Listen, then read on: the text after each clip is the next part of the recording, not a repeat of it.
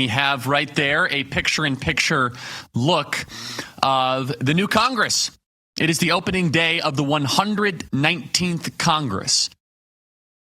The American people spoke, and despite all of the prognosticators and experts, Republicans are going to control all three chambers of government: the House, the Senate, and the presidency. Well, it'll be two branches. Yeah, I guess three chambers is fair to say. Well, two chambers, all three levers of power, you could say. There's a lot of questions, though. And today, as we are doing this broadcast, it's going to be happening live, we have a very serious Speaker of the House situation. Mike Johnson's tenuous speakership might collapse today. The new Congress is assembling, and that means Congress must select a speaker. But Republicans have the narrowest majority in living memory, and that's making things very complicated. 2 years ago, Kevin McCarthy needed 15 rounds of votes. You remember that? That was only 2 years ago. 15 rounds of votes to become speaker, and he lasted less than 10 months. But McCarthy went into the House vote with 222 Republicans. He could lose more than one and still become speaker. Mike Johnson is going to this House vote with only 219 Republicans. That means Mike Johnson can only lose exactly one Republican vote. That means if he loses two, there's no majority. Thomas Massie has said he's not voting for Johnson no matter what. So that's one vote that Johnson can lose. He needs everybody else. It's very, very little margin for Mike Johnson. Now, it's possible we could be in for a day of theatrics. There are Republicans who may vote against Johnson on the first ballot to show their independence, but then back him by the end of the day. Of course, every speaker vote takes about an hour. So these stunts could waste quite a bit of our time. But that is Congress for you. A lot of people are saying that if there's no speaker, it could prevent Trump from becoming president because the House can't conduct business, and so it can't certify the election results. In my opinion, I think this is actually very much mistaken. The Constitution clearly describes how the presidential results are certified, and it does not require the Speaker of the House because the Constitution says what to do directly. We went through this, by the way, with the last Kevin McCarthy carousel of votes. With the Kevin McCarthy carousel, remember, you can pass pieces of legislation without a speaker. You can do emergency pieces of legislation without a speaker. You can do anything without a speaker. A speaker is not technically necessary. A speaker is not prescribed as far as the Constitution of the House of Representatives. New members can be sworn in by anybody. A Speaker of the House does not need to do that. This is all just tradition and House rules. So, but I guess for tradition's sake, you need a speaker. Trump, for his part, has loudly come out in favor of Mike Johnson, posting on Truth Social saying that, quote, a win for Mike today will be a big win for the Republican Party. That if nothing else, may be enough to salvage Johnson, because far more than ever, this is Trump's Republican Party. And any Republican seen as sabotaging his agenda will be primaried very quickly. So look, the circumstance in front of us as the new House meets right now, the 119th Congress, is will Mike Johnson stay as Speaker of the House? And the answer is likely yes. By the way, I want to hear from you, freedom@charliekirk.com. Do you want Mike Johnson to stay? Do you want Republicans to stay behind him? The reason this is even a discussion was the way this ridiculous December spending bill was negotiated. The reason that this is even being discussed, the reason that this is even in contention is the way that all went down.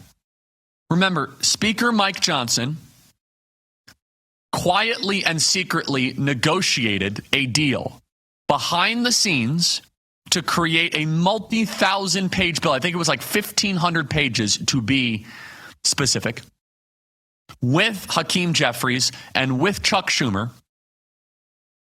and create this behemoth.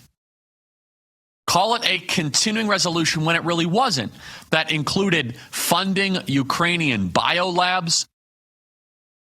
That included the worst funding for the Democrat NGOs, censorship organizations. All to try to cut a deal for a continuing resolution. House members were not led into this negotiation. They were not allowed in on this conversation. They were not in the room at all. House members were not involved in any of this or made part of the process. And it now has turned them pretty angry. It has fired them up, and for very, very good reason.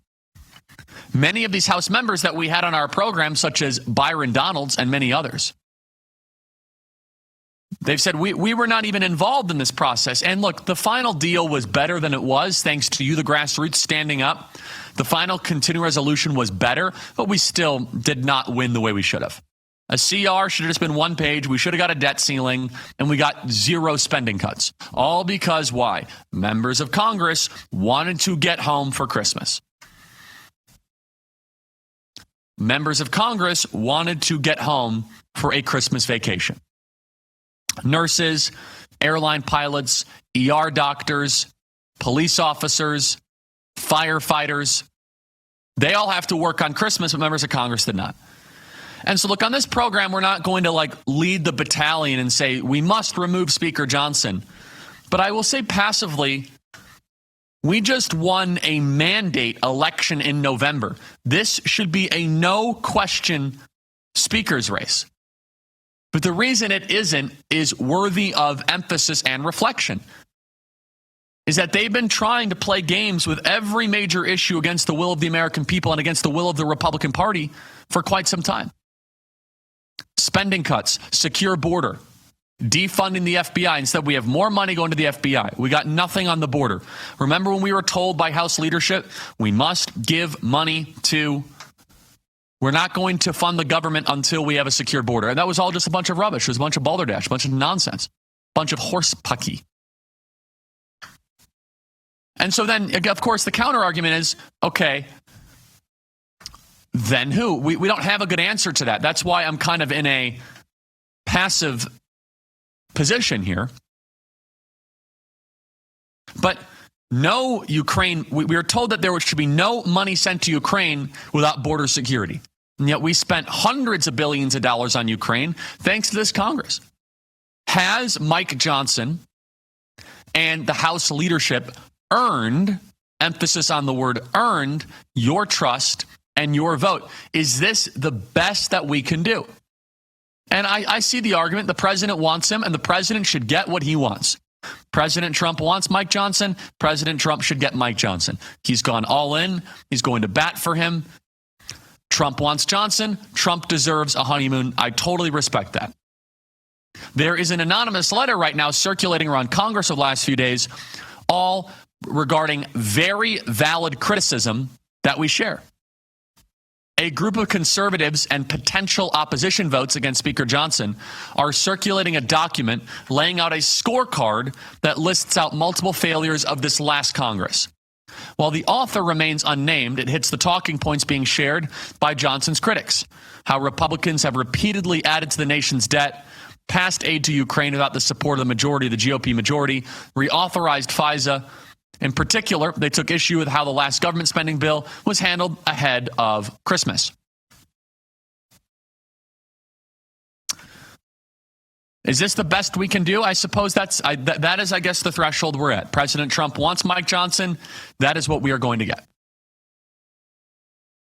However, I'm not convinced that he's going to pass on the first vote. Can we continue to have that picture-in-picture, please? I think the roll call is going to start soon. And if it's not Mike Johnson, and then who? And some people say, well, give him a 100-day honeymoon. Well, we're not giving Mike Johnson a honeymoon. The person who has earned what he wants and what he demands is President Trump. If President Trump wants Mike Johnson, he earned a mandate to get the Speaker of the House that he wants. Period.